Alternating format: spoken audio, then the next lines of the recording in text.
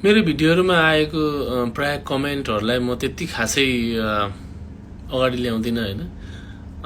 तर पनि कुनै कुनै यस्तो हुन्छ अब एन्सर दिनै खालको हुन्छ के, अनि म कुनै पनि कमेन्टहरुलाई त्यस्तो रिसाएर म कहिले पनि जवाफ दिदिन।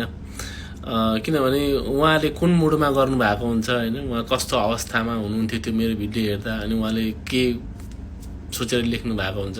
अनि मैले पनि तीमाथि रिसाएँ भने अझै उहाँ पनि रिसाउनुहुन्छ कि, अनि यो एउटा काण्डै बनेर जाँदो रहेछ। त्यो भएर म चाहिँ हरेक कमेन्टहरुलाई सकेसम्म मेरो ज्ञान बुद्धि र विवेकले भ्याएसम्म अलिकति विवेकी खालको एन्सर दिन रुचाउँछु। किनभने यो टिकटक भनेको चाहिँ एउटा जसले बनाए उसले एउटा मनोरञ्जन होस्, मान्छेहरूले हैन कति तनावमा दुःखमा बसुन् भनेर उहाँले बनाउनु भएको होला भन्ने मेरो सोच। त्यो भएर टिकटकलाई चाहिँ एउटा मनोरञ्जनको रूपमा लिउँ भनेर नै मैले यस्तो राम्रो खालको एन्सरहरु दिन खोज्छु हैन।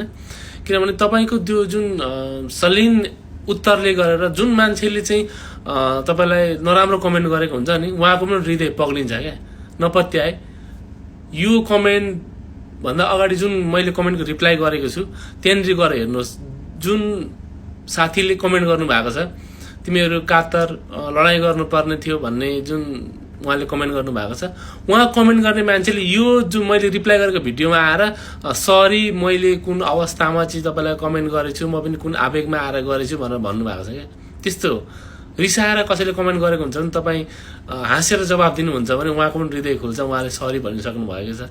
मैले चाहेको नै यति नै हो क्या, नरिसाउँ है, खुसी भएर बाँचौँ। मरेर लानु के छ र, खाली हात आउँछ खाली हात जान्छ। तर एउटै कुरो मात्रै लानुहुन्छ तपाईले जिन्दगीमा, जिउमा खोपेको टाटु छ भने हो त चाहिँ लिएर जानुहुन्छ मर्दाखेरि, नभए जस्तो आयो त्यस्तै गयो। सबैजनाको दिन शुभ रहोस्।